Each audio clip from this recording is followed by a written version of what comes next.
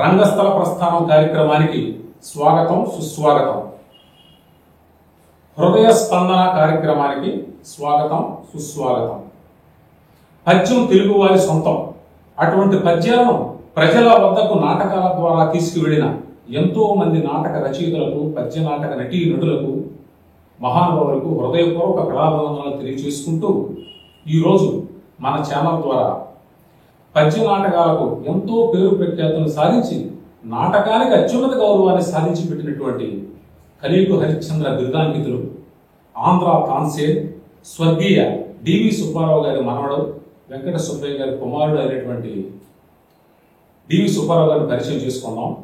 అతి చిన్న వయసు నుండి కూడా నాటక ప్రదర్శనతో ప్రేక్షక హృదయాల్లో చెరగని ముద్ర వేసి అత్యున్నతమైనటువంటి నటనతో మరియు గాన మాధుర్యంతో లక్షలాది మంది అభిమానులు సంపాదించుకొని ప్రస్తుతం పద్య నాటకాలలో సుమారు 4000 నాటకాలు ప్రదర్శించి ఇప్పటికీ కూడా సత్యహరిశ్చంద్రలో హరిశ్చంద్రుడిగా, చింతామణిలో భవానీ శంకరుడిగా, గయోపాఖ్యానంలో అర్జునుడిగా, శ్రీరామాయణ యుద్ధంలో శ్రీరాముడిగా కొన్ని వేల నాటకాలు ప్రదర్శించి నాటక రంగాన్ని వృత్తిగా స్వీకరించి రాణిస్తున్నటువంటి జూనియర్ డివి సుబ్బారావు గారిని ఇప్పుడు మనం ఆయన అంతరంగాన్ని తెలుసుకుందాం. నమస్కారం అండి సుబ్బారావు గారు. నమస్కారం. మిమ్మల్ని కలవడం చాలా ఆనందంగా ఉంది. ప్రేక్షకులు ఎంతో మంది మీ ఇంటర్వ్యూ చేయమని మమ్మల్ని చాలా మంది కోరి ఉన్నారు.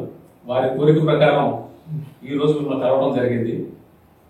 మీ గురించి మేము ప్రశ్నించేటువంటి ప్రశ్నలకి సావధాన సూక్తులు చక్కగా ఇది మీ నాటక పద్యాల్లో కనుక ఇచ్చేటువంటి డైలాగులా కాకుండా అంతర్లీనంగా మా ప్రేక్షకులు మీ మనోగతాన్ని తెలియజేస్తారని మేము తప్పకుండా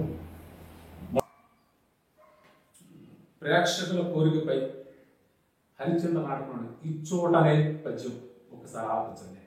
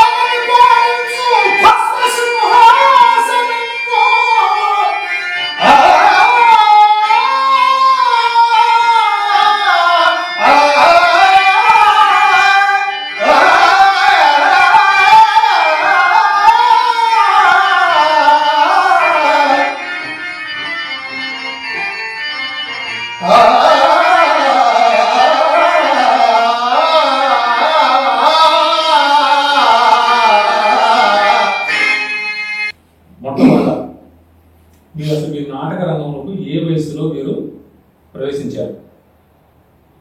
నా వయసు 11 సంవత్సరాలప్పుడు నాటక రంగంలో ప్రవేశించడం జరిగింది. దాదాపు అప్పుడు నేను 6th స్టాండర్డ్ అనుకుంటా. 6వ తరగతి చదువుతున్నప్పటి నుంచి. అయితే మీకు అసలు ఈ నాటకాలు నటించాలనే అభిరుచి కానీ ఆ కోరిక కానీ ఎలా కలిగింది? కోరిక అంటూ ప్రత్యేకంగా ఏం కాదండి. సరదాగా పిల్లలతో ఆడుకోవాల్సినటువంటి వాడిని నేను. మా గురువు గారి ప్రోద్బలం, మరి ఆయన ఉన్నటువంటి ఆలోచన ఏంటో తెలియదు మొత్తానికి. బొడ్డు వెంకటరావు గారు అని పేరు. అందరు పిల్లలు ఆడుకుంటే నన్ను హార్మోనియం దగ్గరికి తీసుకెళ్ళేవారు. ఆ రోజు అంటే దాదాపుగా 20 సంవత్సరాల క్రితం. కొన్ని కుటుంబ సమస్యల కారణం అవ్వచ్చు, నేను మా గురువు గారి ఇంట్లో 3 నెలలు ఉండాల్సి వచ్చింది. ఆ టైంలో మా నాన్నగారు ప్రాక్టీస్కి వెళ్తూ ఉన్నప్పుడు నన్ను కూడా సరదాగా తీసుకెళ్ళేవాడు. రా విందు అని చెప్పాలి.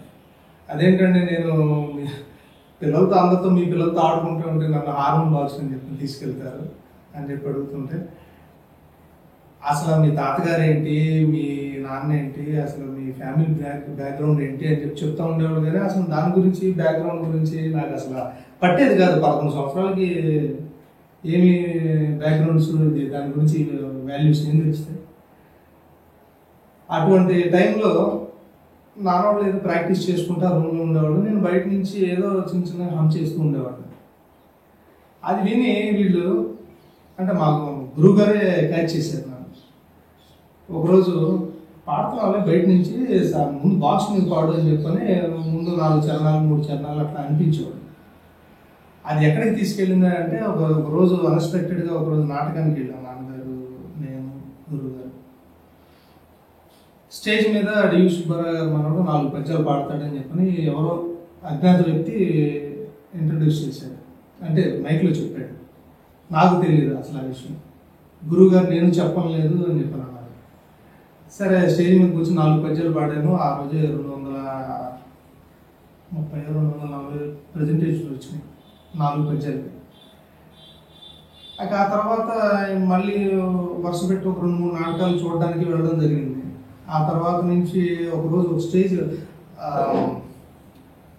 నాటకానికి వెళ్ళిన దగ్గర డివి సుబ్బారావు గారు మనోడు కూడా నాటకాలు ఆడుతున్నాడంట, పద్యాలు వచ్చు, తను కూడా పాడతాడు అని చెప్పిన ఒక కమిటీ వాళ్ళకి తెలిసింది.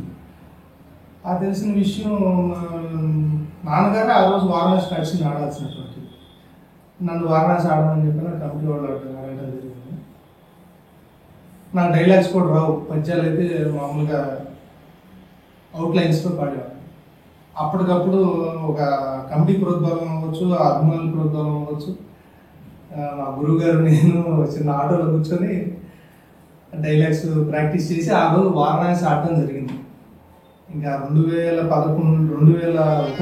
ఫిబ్రవరి 12వ తారీఖు ఫస్ట్ ప్రదర్శన మీరు ఆరంగట్టం చేశారు నాటక రంగంలో మొట్టమొదటిసారి.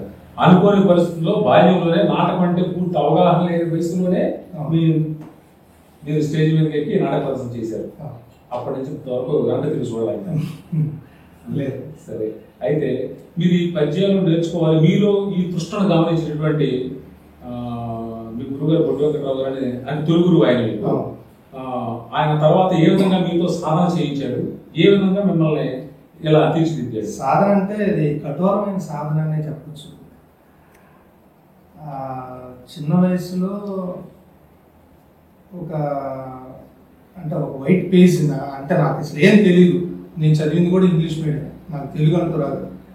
అటువంటి టైంలో ఒక తెలుగు పద్యాన్ని నాకు పరిచయం చేసి ఇట్లా చదవాలి, తాతయ్య గారు ఇట్లా చదివేవాడు అని చెప్పాను. ఆయన కూడా పాడి వినిపించేవాడు. నాకు ప్రాక్టీస్ చేసినటువంటి సన్నివేశాలు చాలా కష్టపడి చేసాం. మామూలుగా సాధన అంటే ఏదో 1-2 గంటలు కాదు. ఒక రోజుకి వచ్చేసరికి కొన్ని 100 పద్యాలు పాడాం. అంటే 100 సార్లు ప్రాక్టీస్ చేసాం. టిఫిన్ చేయడం, భోజనం చేయడం, మధ్యలో ఎప్పుడూ అసలు దాని గురించి మర్చిపోయేవాడు. అంత మంచి సాధన ఇచ్చాడు. గురువు గారికి ప్రత్యేకంగా ఆయనకి ధన్యవాదాలు తెలియజేసుకున్నాను మీడియా ద్వారా. మీ గురుభక్తికి చాలా సంతోషిస్తున్నాము. ఈ రోజుల్లో ఈ నాటకాల్లో సుమారు ఇప్పటికీ మీరు 4000 పైచిలకు నాటకాలు ప్రదర్శించారనేది వినికిడి.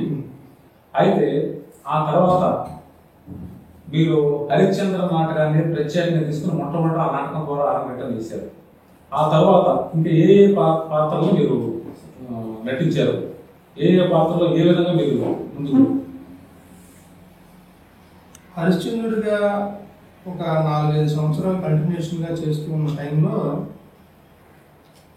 పి లక్ష్మణరావు గారు ప్రక్కన రాముడుగా చేయాలని చెప్పని గుంటూరు ఏనుగు వెంకటేశ్వర గారు ప్రొసీజర్ తీసుకొచ్చారు. ఆ టైంలో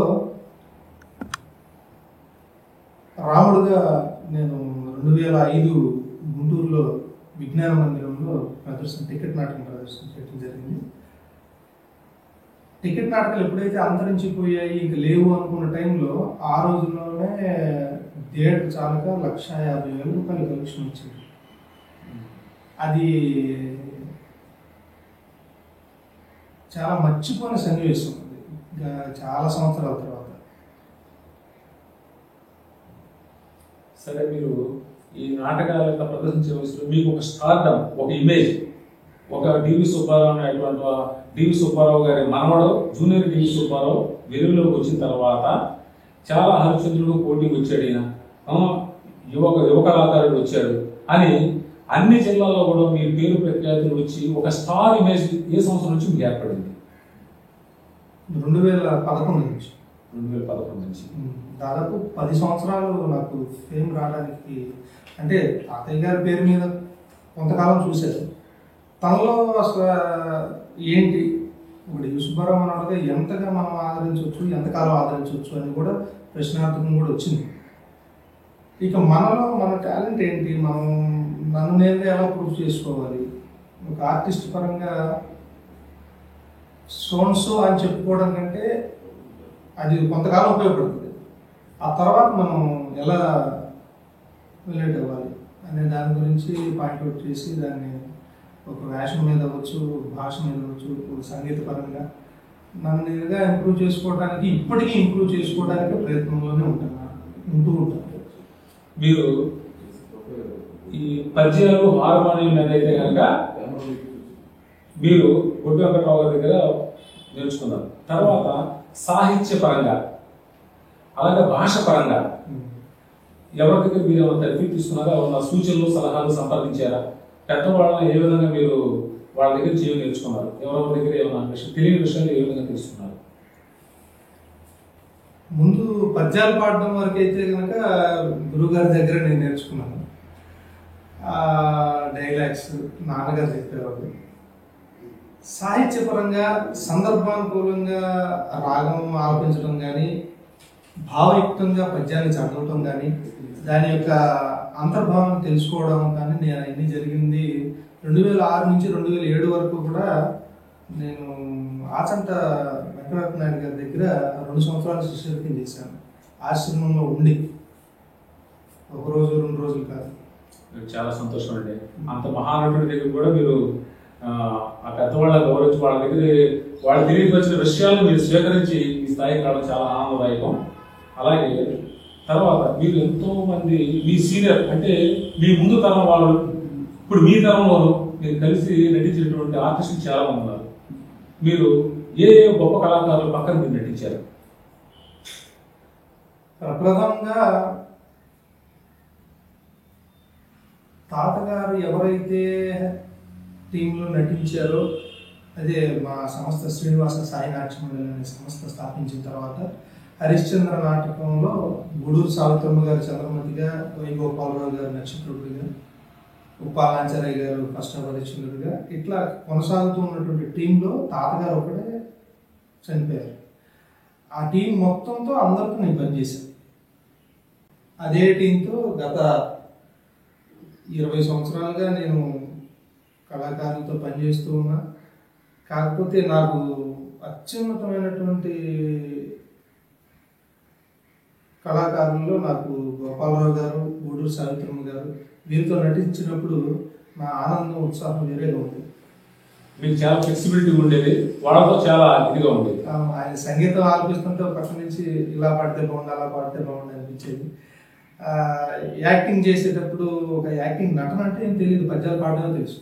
కానీ గూడూరు సావిత్రమ్మ గారి పక్కన నేను నటిస్తున్నానంటే ఆ ఫీలింగ్ వేరేగా ఉండేది. ఆ నటన చెప్పడం కానీ ఆవిడ సుమారుగా ఇప్పుడు ఇటువంటి పెద్ద పెద్ద కళాకారుల సరసన నటించి ఇప్పుడు ఇట్లా ఉన్నారు కదా, మీరు ఈ స్థాయిలోకి వచ్చారు. ఇప్పుడు ప్రస్తుతం ఉన్న తరంలో మీరు నక్షత్రుడుగా కానీ లేదా మీ పక్కన చంద్రమతిగా కానీ ఎవరి కాంబినేషన్ అయితే మీకు బాగుంటుంది, ప్రేక్షకులు ఏ విధంగా ఆదరిస్తారు? అలాగైతే ఇప్పుడు చాలా మంది ఉన్నారు, ఎవరి పేర్లు చెప్పకపోతే ఎవరు బాధపడతారు దాని గురించి.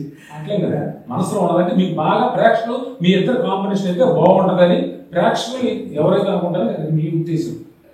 ఇప్పుడు అంతా కాంబినేషన్ కంటే కాంపిటీషన్గా నాటకాలు ఆడుతున్నారు. అప్పట్లో నాకు సావిత్రి గారు, జయనిర్మల గారు, గోపాలరావు గారు, దాలకోట గారు ఆ సీనియర్ నటులతో ఆ కాంబినేషన్ పరంగా ఇది వేరుగా ఉండేది. ఇప్పుడు ప్రజెంట్ వచ్చేసరికి నా తరం ఆర్టిస్టులు అంటే ఇప్పుడు కిలారి లక్ష్మి గారు, రత్నశ్రీ గారు, అట్లా కేవి పద్మావతి గారు, నక్షత్రుడిగా నర్సీపట్నం శ్రీని గారు, అక్కలనాయుడు గారు, ఇట్లా చాలామంది ఆర్టిస్టులు వచ్చారు. కాకపోతే ఎక్కువగా మాకు ఇప్పుడున్నటువంటి జనంలో ఉన్నటువంటి క్రేజ్ ఉన్నటువంటి ఆర్టిస్టులు ఒక కిలారి లక్ష్మి గారు, నర్సీపట్నం శ్రీని గారు, నక్షత్రుడు, ఈ కాంబినేషన్తో ఎక్కువగా నాటకాలు ఇస్తున్నాం. దాదాపు నేను ఇయర్లీ వచ్చేసరికి ఒక 150-160 నాటకాల్లో 100 నాటకాలు వీళ్ళే ఉంటారు, వీళ్ళే కాంబినేషన్ ఉంటారు. అయితే మీరు ఈ హరిశ్చంద్ర పాత్రతో పాటుగా భవానీ శంకర్ చింతామణి నాటకంలో, అలాగే రామాంజనేయ యుద్ధంలో రాముడుగా, అలాగే దైవోపాఖ్యానంలో అర్జునుడిగా మీరు నటించారు. అయితే హరిశ్చంద్ర పాత్రకి మీకు వచ్చినటువంటి స్టార్ ఇమేజ్ మిగతా పాత్రలపై అంత ప్రభావం లేదనేది మామూలు జనరల్గా ప్రజల్లో ఉన్నది. వాటి మీద ఎక్కువ దృష్టి పెట్టలేకపోవడమా, లేకపోతే ఎక్కువ ఖాళీ లేక ఈ హరిశ్చంద్ర నాటకాన్ని ప్రజలు ఎక్కువగా డివి సుబ్బారావు హరిశ్చంద్రులో చూస్తారనే ఉద్దేశంతో ఎక్కువగా వాటికి ఆఫర్స్ రావడం వల్ల? దీనికి ఎగ్జాంపుల్ ఫస్ట్ చెప్తాను. ఒక హీరోని తీసుకున్నాం. ఒక కోణంలో ఒక బాహుబలి క్యారెక్టర్ని చూసాం. వెంటనే సాహో రిలీజ్ చేశారు. ఎక్స్పెక్టేషన్స్ అన్నీ కూడా డౌన్ అయినాయి, అభిమానులుగా బాధపడ్డారు అని కూడా మనం విన్నాం. అందులో ప్రభాస్ అభిమానిగా కూడా నాకు ఆ ఫీలింగ్ ఉంది. ఏంటి స్టార్డమ్ అంత ఇది ఉన్నటువంటి ఆర్టిస్ట్ ఇట్లా ఇదయ్యారని. అట్లాగే ఒక డివి సుబ్బారావు గారిని హరిశ్చంద్రుడిగా అభిమానించారు. అంతకుముందు బాలవద్ది, కార్యవద్ది, మొదటి హరిశ్చంద్రుడు, కృష్ణుడు చాలా వేషాలు చేశారు. హరిశ్చంద్రుడికి పరిమితమైన తర్వాత ఆయన్ని కలియుగ హరిశ్చంద్ర కాన్సన్ అన్నారు. ఆయన మనవడిగా నన్ను డివి సుబ్బారావు గారి మనవడిగా కూడా హరిశ్చంద్రుడిగానే చూశారు. కానీ నేను ఒక వేషానికే పరిమితం అవ్వకూడదనే ఉద్దేశంతోనే మిగతా 4-5 వేషాలు కూడా నేను చేయడం జరిగింది. కానీ నా వంతు కృషిగా దాని మీద నేను ఎక్కువగానే కృషి పెట్టి అన్నీ కూడా ప్రతి ఒక్క వేషం కూడా నేను కేర్ తీసుకుని చేశాను. అది జనం దృష్టిలో నేను ఒకదానికి వాళ్ళకి ఫిక్స్ అయ్యింది హరిశ్చంద్రుడి గారు. వేరే దానికి ప్రమోట్ అవ్వకపోవడం అనేది లేదు. అన్ని చోట్ల అన్ని వేషాలు కూడా నాకు ఆదరణ బాగానే ఇచ్చారు. అంటే ఎక్కువగా ఏంటంటే నన్ను హరిశ్చంద్రుడిగా దృష్టిలో పెట్టుకుని చూస్తారు కాబట్టి అలా జరుగుతుంది. ఇప్పుడు కాటిసీలోని ఒక మంచి పద్యం పాడండి. అహో ఈ శ్మశానం ఎక్కడో చూసినాను,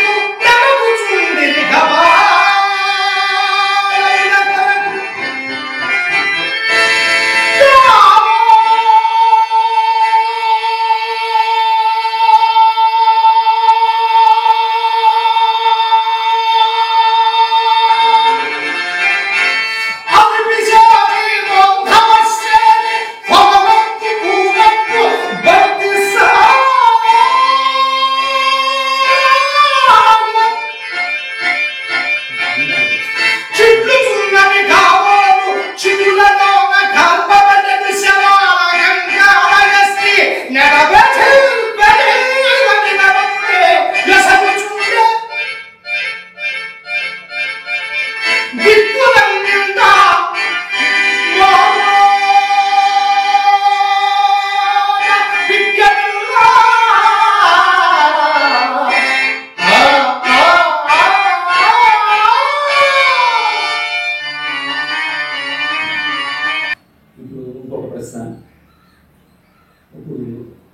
సంగీత పరంగా ఒక ఆర్టిస్టు వేదిక మీద ఒక పద్యం కానీ ఒక నటన కానీ చేసేటప్పుడు ఒక పద్యం ఆలాపన చేసే సమయంలో వాయిద్య సహకారాలు క్లారినెట్ సౌండ్ కానీ హార్మోనియం సౌండ్ కానీ ఈ డోలక్ టవల్ ఇటువంటి సౌండ్లు ఎక్కువగా వినిపిస్తున్నాయి. ఆర్టిస్టు చెప్పేటట్టు ఉచ్చారణ ఆ సాహిత్యం ప్రజల్లోకి సరిగ్గా ప్రేక్షకులకు వినపడలేదు, ఇవి డ్యామేజ్ చేస్తున్నాయి అనేటువంటిది చాలా మంది ప్రేక్షకుల అభిప్రాయం. అది ఆ భాషలో ఏంటి ఇప్పుడు పాట కచేరీ వాళ్ళకైతే ఎవరి మైక్ సెట్స్ ఎవరి మైక్ ఇంజనీరింగ్ వాళ్ళు ఉంటారు. నాటకరంగం వాళ్ళకి అక్కడికి వెళ్ళిన తర్వాత ఆ స్టేజ్ దగ్గర ఉన్నటువంటి మైక్ సెట్టింగ్స్ వాళ్ళే అడ్జస్ట్ అయ్యి మైక్ సిస్టమ్ అడ్జస్ట్ చేయాలి. ఆ సాంకేతిక లోపం అతని ఇంజనీరింగ్ తెలియకపోవడం కాకపోవచ్చు, లేకపోతే అక్కడ ఉన్నటువంటి పరిసర ప్రాంతాల్లో ఆ మైక్ సిస్టమ్ బాగా కట్టేటటువంటి సిస్టమ్ తెలియకపోవచ్చు. ఇవన్నీ ఒక ఎత్తు అయితే,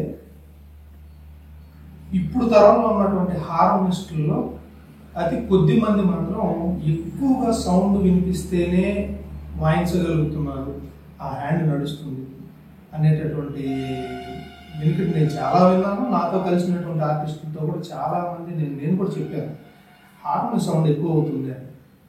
అంటే నా హార్మోనియం సౌండ్ ఎక్కువ పెట్టుకొని తను తగ్గించుకోమని ఈ రాజకీయంగా ఇలాగా తప్పుగా అర్థం చేసుకుంటారేమో. తొందరగా వాగ్వాదాలకు నేను మాట్లాడను, జనం సమాధానం చెప్తారు దానికి. అట్లా నా హార్మోనియం బాక్సులు కూడా ఇట్లాగే వాళ్ళు ఇచ్చినటువంటి మైకులు సౌండ్ ఎక్కువ రావడం, డిస్టర్బెన్స్ రావడం అట్లా జరుగుతుందని ఉద్దేశంతో మా ఆర్కెస్ట్రాకి నేను సొంతగా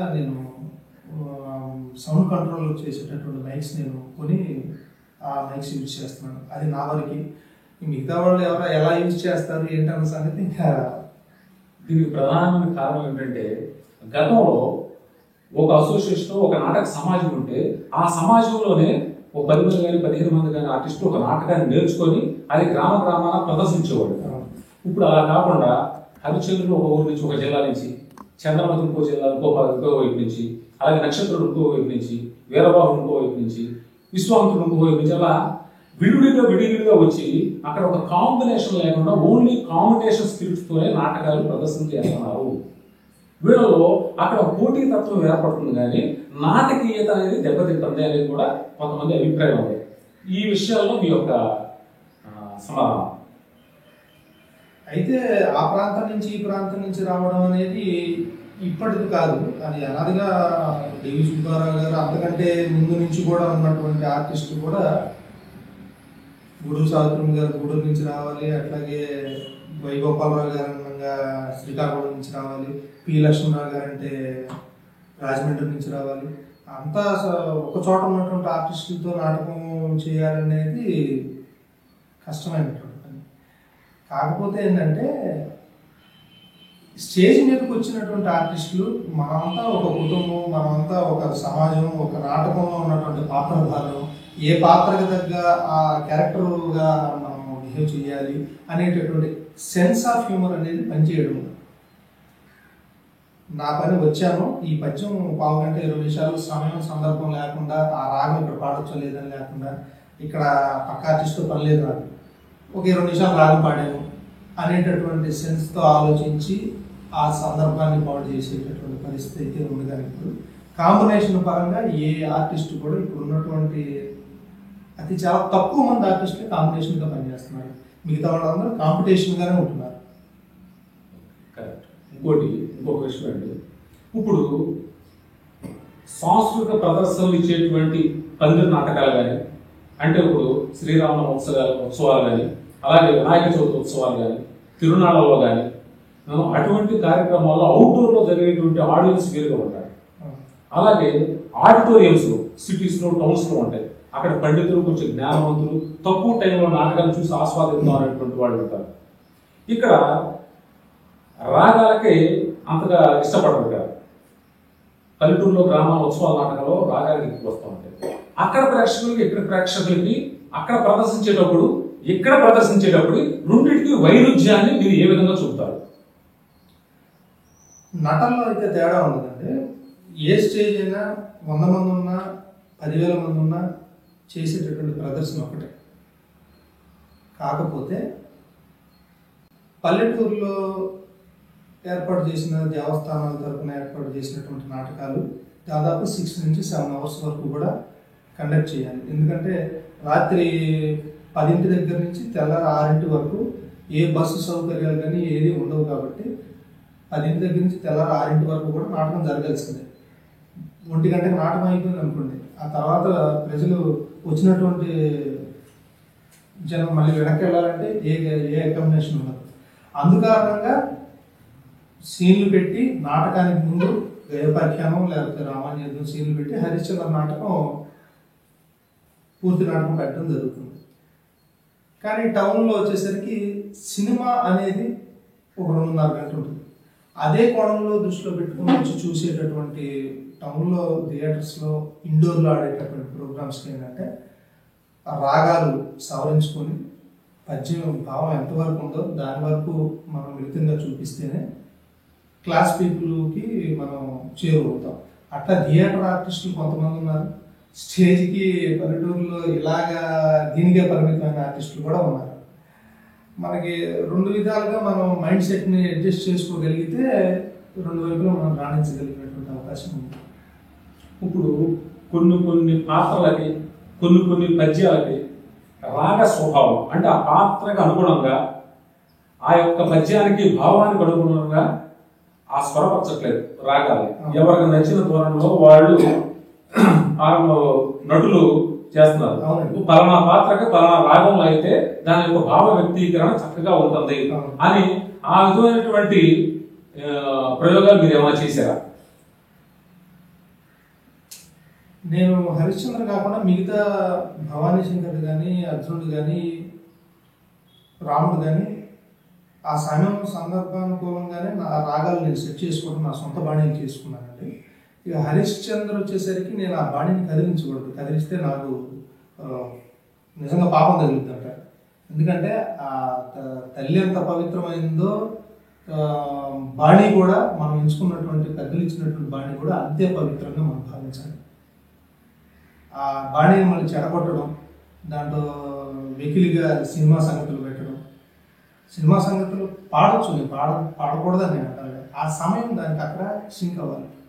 ఆ సందర్భానుకూలంగా లేకుండా నేను సంగీతం మొత్తం నాకు జీర్ణించిపోయింది, నేను ఎక్కడ ఏదైనా పాడగలను అనేటటువంటి అహంభావం ఎప్పుడైతే మనసులోకి వచ్చిందో సైడ్ ఆర్టిస్టుని లెక్క చేయరు, సబ్జెక్టుని లెక్క చేయరు, ప్రేక్షకుల్ని మనం దృష్టిలో పెట్టుకోం. నాకు మొత్తం సంగీతం మొత్తం ఒంటి నిండా ఉంది, నన్ను చూడండి అనేటటువంటి భావన మనిషికి ఏర్పడినప్పుడు కళాకారుడిగా రాణించలేడని నా ఉద్దేశం.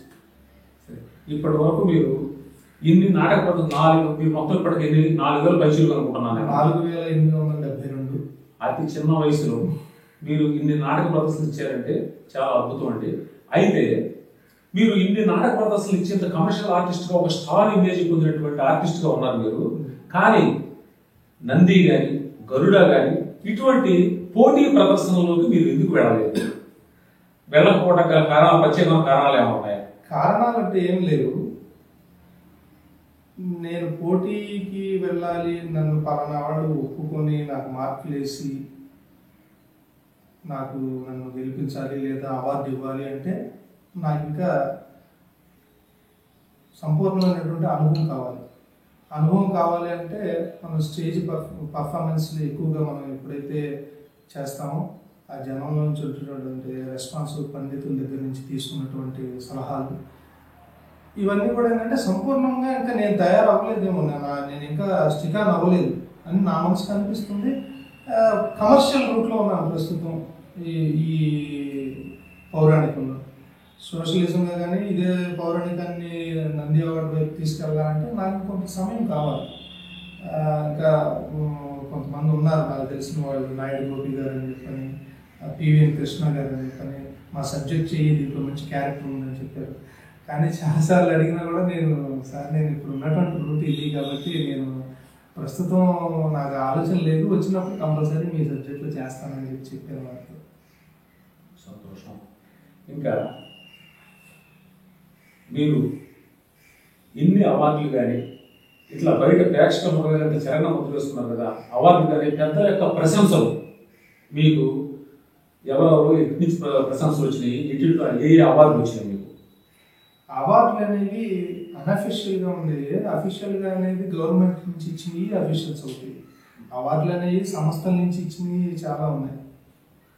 అది ఇంకొక చిన్న విషయం అండి. మీ ఇన్ని సంవత్సరాల నాటక చరిత్రలో ఇన్ని పాత్రలు ఇన్ని నాటక ప్రదర్శించినటువంటి సమయంలో ఇన్ని రోజుల నుంచి మీకు మనసుకు హత్తుకున్నటువంటి అంటే జీవితంలో మర్చిపోలేని ప్రదర్శన ఒకటి ఉంటుంది. ఆ ప్రదర్శన ఏ గ్రామంలో జరిగింది, ఎప్పుడు జరిగింది, ఎవరి సమక్షంలో జరిగింది, అది మీ మనసుకు హత్తుకున్న ప్రదర్శన ఇది ఏ పాత్రకి? నాకు హరిశ్చంద్ర పాత్రకి నాకు ఎక్కువగా జనాదరణ లభించిందని చెప్పడానికి దాంట్లో శక్తి లేదు. అది ఈ మధ్యన నేను అమలాపురం దగ్గర వాడపాలెం అనేటటువంటి గ్రామంలో నేను తీసుకున్నటువంటి పారితోషికానికంటే 2 రెట్లు ఎక్కువగా నాకు ప్రెజెంటేషన్స్ వచ్చినాయి. అంటే నేను పాడేటటువంటి ప్రతి పద్యానికి కూడా వాళ్ళు ఆసక్తి కానీ ఆ సన్మానం కానీ నాకు ఇటువంటి సన్మానం ఇవన్నీ మళ్ళీ జరుగుతాయా లేదా అని అనిపించింది. అంత వేద మంత్రాలతో సన్మానం అంటే ఇది ఏదో సెలవు పూలదండ కప్పేసి చేయడం కాదు అని అనిపించింది. అది కాకుండా దానికంటే ముందు గత కొన్ని సంవత్సరాలుగా అంటే దాదాపు 20 ఏళ్ళ నుంచి నేను ప్రోగ్రామ్స్ చేస్తున్న టైంలో సంవత్సరానికి ఒక ప్రోగ్రామ్ చేస్తే 20 ప్రోగ్రామ్స్ అవుతాయి ఇప్పటిదాకా ఏదైనా ఊర్లో చేస్తే. అమరావతి దగ్గర బయ్యవరం అనేటటువంటి గ్రామంలో దాదాపు నేను ఇప్పుడు ఒక 25-26 ప్రోగ్రామ్స్ చేసుకుంటా. అంటే సంవత్సరానికి 6 నెలలకు ఒకటి చెప్తున్నా. అంటే నాకు అంత ఆదరణ ఉంది ఆ గ్రామంలో. నాకు ఇప్పటికీ ప్రతి కుటుంబం వారు నాకు ఒక్కళ్ళు కూడా నన్ను ఎగ్నెస్ట్గా చూసేవాళ్ళు లేరు అనమాట. బయ్యారం అనేటటువంటి గ్రామం ఒకటి నాకు, అమలాపురం ఒకటి నాకు ఇప్పటికీ నేను మర్చిపోలేదు, జీవితంలో మర్చిపోలేనటువంటి ప్రదర్శన. అలా మెంబర్ ఆఫ్ ఉన్నాయి కానీ నాకు ఎక్కువగా గుర్తొచ్చి ఈ 2 ప్రత్యేకంగా ఎవ్రీ ఇయర్. అలాగే మీరు ఇప్పుడు మన ఉభయ తెలుగు రాష్ట్రాల్లోనే కాకుండా ఇంకా ఇతర రాష్ట్రాల్లో కానీ ఎక్కడెక్కడ ప్రదర్శించారు, ఇతర దేశాలు వెళ్ళి ప్రదర్శించడానికి ఏమైనా ప్రయత్నం జరుగుతుందా? ఇతర దేశాలు వెళ్ళడానికి ప్రయత్నం అనేది 2017 నుంచి జరుగుతూ ఉంది. నాకు తానా నుంచి ఆప్తా నుంచి 2 కాల్ లెటర్స్ వచ్చినాయి. అప్పుడు ఒకసారి స్లాట్ దొరకలేదు, ఒకసారి ఏమో ఇంటర్వ్యూకి వెళ్ళిన తర్వాత రిజెక్ట్ అయింది. అక్కడి నుంచి వచ్చినటువంటి కాల్ లెటర్ నాకు పర్ఫెక్ట్గా లేకపోవడం కారణంగా ఈ సంవత్సరం అన్ని ప్రాసెస్ అయిపోయినాయి. నేను ఇంటర్వ్యూకి వెళ్దామన్న టైంలో కరోనా ఎఫెక్ట్. మామూలుగా అయితే ప్రైవేట్గా అయితే వెళ్ళొచ్చాను, మలేషియా, సింగపూర్ అంతవరకు ఇండివిజువాలిటీగా వెళ్ళొచ్చాను అనమాట. అక్కడ ప్రదర్శించారా? మలేషియా కానీ సింగపూర్ ప్రదర్శన పరంగా వెళ్ళలేదు. మన దేశంలో ఏ రాష్ట్రాల్లో మీరు ప్రదర్శించారు? నేను ఆంధ్రప్రదేశ్, తెలంగాణ, ఒరిస్సా, కర్ణాటక ఈ స్టేట్ ఇచ్చారు. ఇంకా ఉజ్వల భవిష్యత్తు ఉంది, బోర్డు వేస్తుంది. ఇంకా ఆ స్థాయికి అక్కడ వెళ్ళాలని కోరుకుందాం. ఇంకొకటి ఏంటంటే ఇప్పుడు మీరు నాటక రంగంలో మీరు ఆదర్శంగా తీసుకున్నటువంటి మీకన్నా పూర్వతరం మీ తాతగారి తరంలో ఉన్నటువంటి మీరు బాగా అభిమానించినట్లు ఎవరు?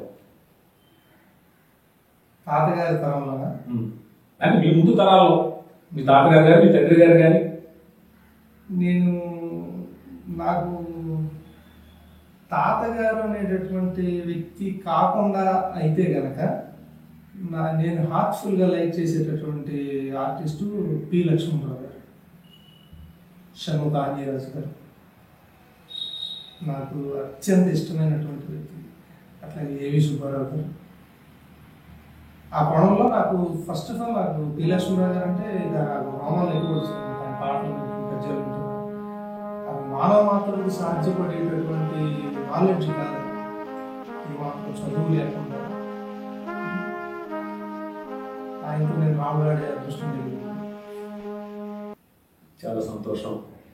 ఇంకా మీ వ్యక్తిగత జీవితంలోకి వెళ్ళడం, ఇప్పుడు వరకు నాటక రంగం దీంట్లోకి మీరు అసలు ఎంతవరకు చదువుకున్నారు? నేను 10th క్లాస్ అయిపోయిన తర్వాత ఓపెన్ యూనివర్సిటీలో BA అప్లై చేశాను.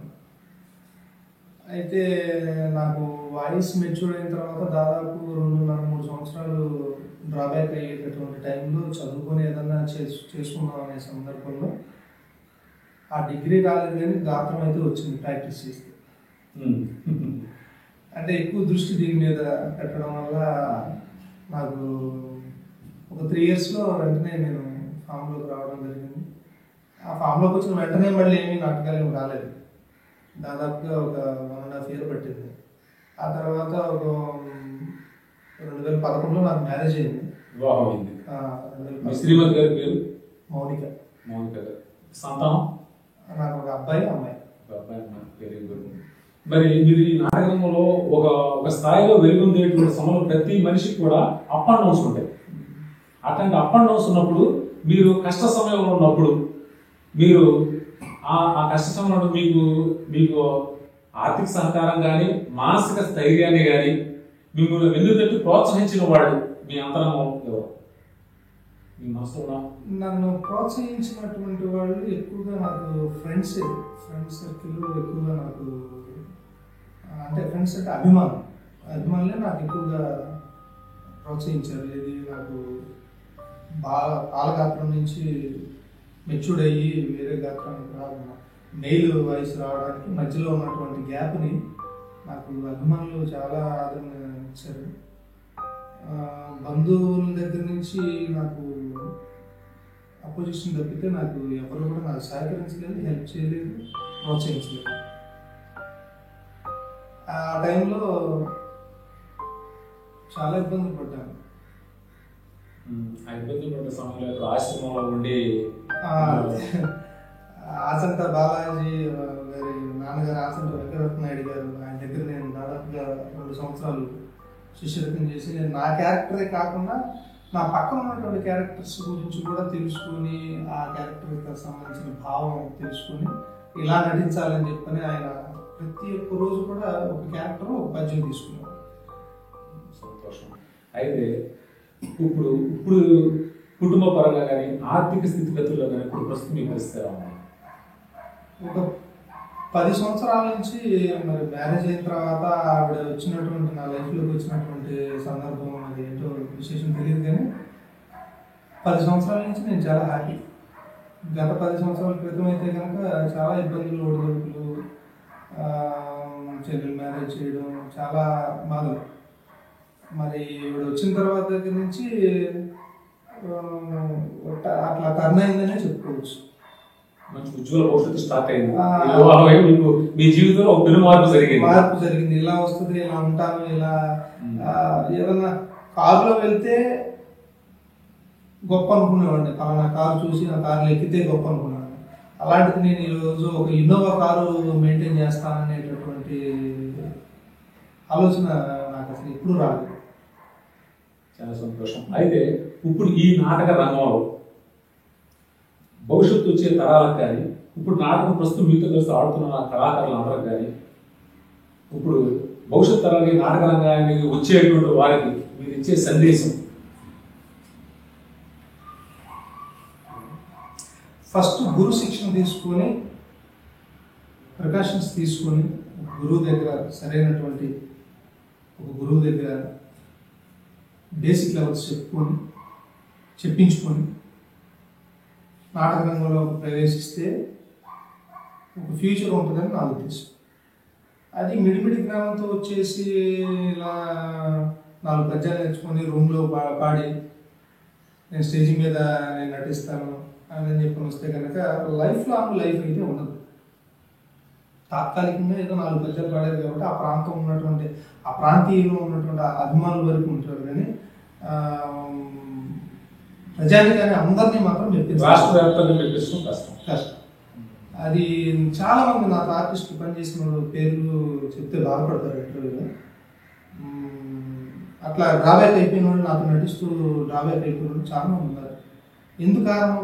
మేము ఇట్లా వెళుతూ ఉన్నాం, వాళ్ళు ఎందుకు డ్రాబ్యాక్ అయ్యారంటే కారణం సరైనటువంటి శిక్షణ లేకపోతే, మిడిమిడి జ్ఞానంతో చెప్తే అపార్థం చేసుకొని నువ్వు నాకు చెప్తావా, నువ్వు చెప్తే నేను తెలుసుకోవాల్సినంత అవసరమా, నువ్వు నాకే చెప్తావా అనే అహంకారంతో నేను ఇప్పటికీ నా టీంలో అది గొప్పతనమో లేకపోతే వీడేంటి వాడిని కూడా గౌరవిస్తాడు, వాడిని కూడా ప్రశ్నిస్తాడు, లేదా వాడిని కూడా సలహా అడుగుతాడు ఏంటి అని ఎవడో ఎట్లయినా అనుకోదు. నేను చిన్న ఆర్టిస్ట్ దగ్గర కూడా సలహా ఎట్లా చేస్తే బాగుంటుందా, ఎట్లా చేస్తే బాగుంటుందా, ఎట్లా చేద్దాం అని ప్రతి ఒక్క స్టేజ్ దగ్గర కూడా నేను విశ్లేషించి ఇలా చేద్దామని చెప్పని స్టేజ్ ముందు నేను ప్రికాషన్స్ తీసుకోవడం జరుగుతుంది. అట్లా చేస్తే ఏంటంటే స్టేజ్ మీద కన్ఫ్యూజన్ ఉంటుంది. మనం నిద్రలేచిన దగ్గర నుంచి ప్రతి ఒక్క రోజు ఆ ఆర్టిస్ట్తోనే మనం నటించాం. ఒకరోజు అనంతపురం, ఒకరోజు శ్రీకాకుళం, ఒకరోజు విజయవాడ. ఇదే ఆర్టిస్ట్ చంద్రమతి, ఇదే నక్షత్రుడు రారు కాబట్టి ముందుగా మనం వాళ్ళ సలహాలు మనం తీసుకుని మనం దాని ప్రకారం వెళుతూ ఉంటే బాగుంటుందని నా ఉద్దేశం. అట్లా చేస్తాను. హరిశ్చంద్ర నాటకంలో నుంచి ఒక డైలాగ్ చెప్పడం. డైలాగ్ ఏముంది, అందరికి తెలిసిన డైలాగు. ఇది చెప్తే చెప్తేనే రోమాలు నెక్కుపొడిచిపోతాయి అన్నమాట. దేవి కష్టం లెక్కలలో పుణ్యక్షేత్రమైన వారణాసిని దర్శించి తిని చూడు. ఈ వారణాసి వాయిద్య సహకారంతో కాకుండా, ఇండివిజువల్ వాయిద్య సహకారం లేకుండా ఒక వారణాసి మంచి పద్యం ఒకటి ఆలోచించండి. అయితే ఇప్పుడు దాకా వాయిద్య సహకారం అంటూ మనం అన్నాం కాబట్టి వాస్తవంగా ఇప్పుడు మనకి హార్మోనియం కానీ ఏమి లేదు. వాస్తవంగా మనం అది ట్రాక్ పెట్టాం. వాయిద్య సహకారం ఎదురుగా చూస్తూ వాయించితే టైమింగ్ వస్తుంది. ఇప్పుడు చిన్న చిన్న మిస్టేక్స్ నేను పాడిన వాటిలో కూడా టైమింగ్ మిస్టేక్స్ ఉన్నాయి. మరి ప్రేక్షకులు తెలియదు కాబట్టి నేను చెప్తున్నాను ఈ వీడియో ద్వారా. ఇప్పుడు వాయిద్య సహకారం లేకుండా అడుగుతున్నారు కాబట్టి తప్పకుండా వారణాసి దేవి కష్టం ఎట్లలో పుణ్యక్షేత్రమైన వారణాసిని దర్శించింది మీ దేవి. చూడు ఈ వారణాసి భక్తయోగ పదన్యాసి వారణాసి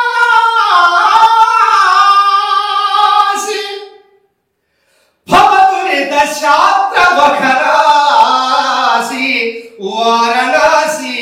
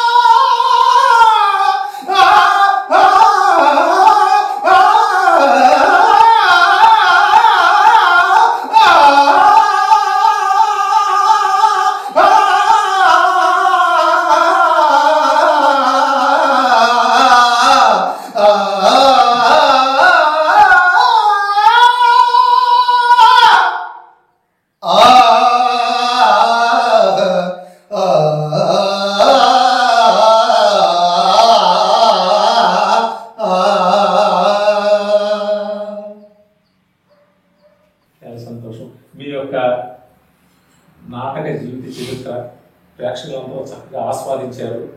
ఇక ముందు తరాల్లో కూడా, ముందు రోజుల్లో కూడా మీరు అత్యున్నత కీర్తి శిఖరాలను అధిరోహించి మంచి ఉన్నత స్థాయికి వెళ్ళి నాటక రంగానికి, అలాగే హరిశ్చంద్ర నాటకానికి మిగతా పాత్రలో కూడా మీరు మంచిగా రాణించాలని మనస్ఫూర్తిగా మా యొక్క కళాభివందనాలు తెలియజేసుకుంటూ మేము సెలవు తీసుకుంటున్నాం. నమస్కారం. Thank you. బాగా నచ్చినటువంటి ఒక పద్యం ఆలపిస్తే.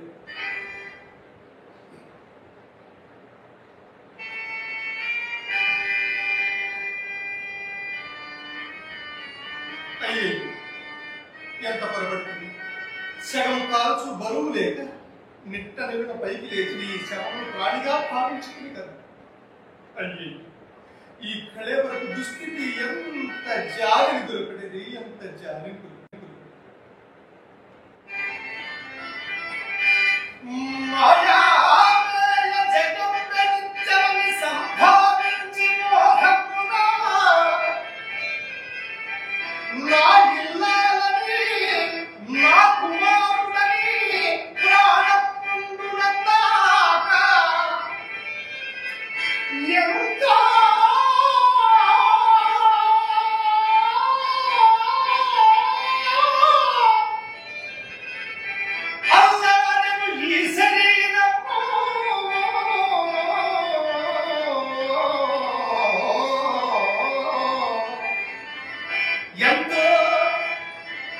ఎంతో